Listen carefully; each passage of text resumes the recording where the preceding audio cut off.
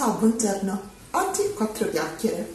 Dopo un paio di mesi che abbiamo iniziato questa esperienza su YouTube, volevo fare questo video che racconta un po' come è nata l'idea di aprire questo canale. YouTube è la piattaforma online che usiamo di più come utenti e quindi ci siamo domandati: ma perché non usufruirne anche noi?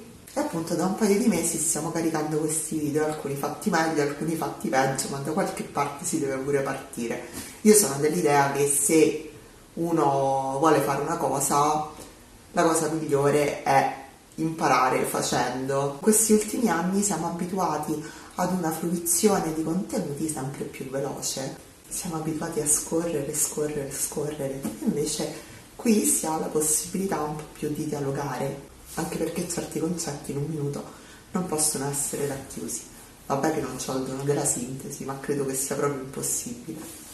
Quello che mi piacerebbe fare è proprio aprire a tutti la porta del nostro atelier, e quindi qua trovate un po' di tutto quello che potreste trovare entrando da quella porta e mettetevi a parlare con me. Registrare in atelier non è sempre facile, perché comunque dobbiamo aspettare i momenti un po' più morti, perché non è molto carino che qualcuno si affacci dentro e veda me parlare da sola fissando un punto. Quando accade faccio la vaga, mi metto a fare altre cose, faccio finta di nulla. Oggi avevo pensato anche di farvi vedere un po' l'atelier, magari per chi non c'è stato ancora a visitarci.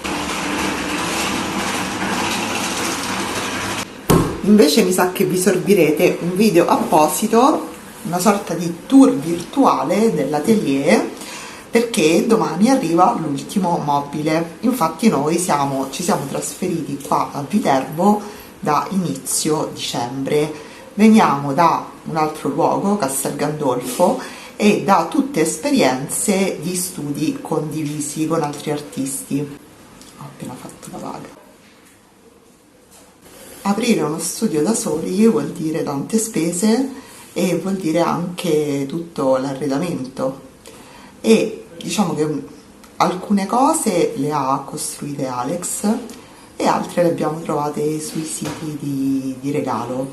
A me piacciono moltissimo i siti di regalo perché si trovano delle cose che sono ancora nuove e comunque a cui si può dare una nuova vita, piuttosto che buttarle, portarle in discarica le cose regalate, perché ci sono persone a cui possono servire. Chiaramente non è che si trova tutto subito, quindi abbiamo dovuto un po' aspettare. Io non sono una a cui piace aspettare, mi piace tutto subito, però devo dire che ho imparato anche a fare le cose con cura e quindi abbiamo aspettato di trovare le cose perfette.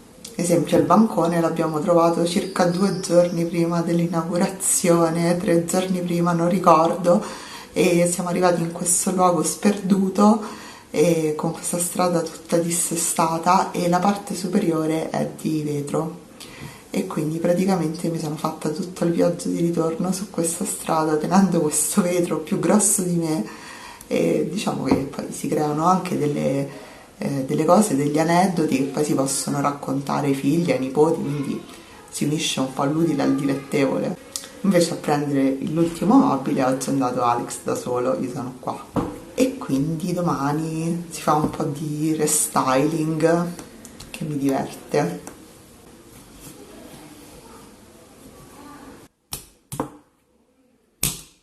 Ogni volta che troviamo un mobile adatto, io dico: oh, abbiamo trovato l'ultimo mobile, e poi non è mai l'ultimo. Infatti l'ultimo doveva essere questo che vedete qui dietro, non lo vedete, però è un mobile bianco a ripiani dove metto tutti i colori, gli attrezzi, eccetera eccetera, quindi era un mobile della parte laboratorio.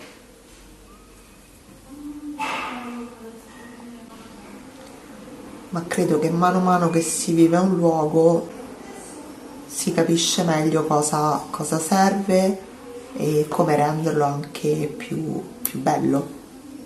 Quello che però posso farvi vedere in attesa del nuovo mobile che cambierà tutto sono delle piccole cose che mi è piaciuto portare qua, come questa pianta e anche questa, sì lo so, il vaso è terribile e si è anche rotto essendo di plastica, e chissà se qualcuno saprà fare un vaso di terracotta.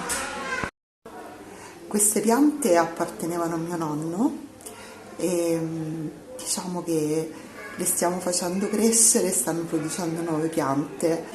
Poi c'è questa stampa, ci sono varie foto di sculture che non ho più, che mi piacevano molto, e questa stampa me l'ha regalata mia figlia a Natale, e con questa frase.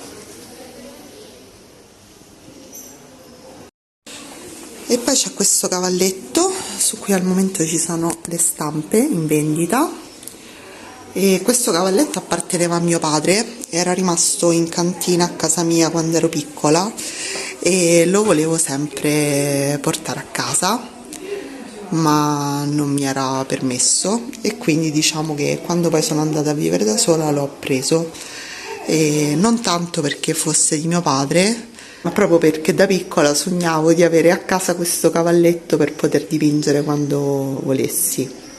Poi però ve li faccio vedere nel tour dell'atelier. Ho dei regali che mi hanno fatto degli artisti amici a cui sono molto legata, e agli artisti e non ai regali, anche ai regali, però principalmente agli amici, insomma. E vabbè, ci vediamo al prossimo video, ciao!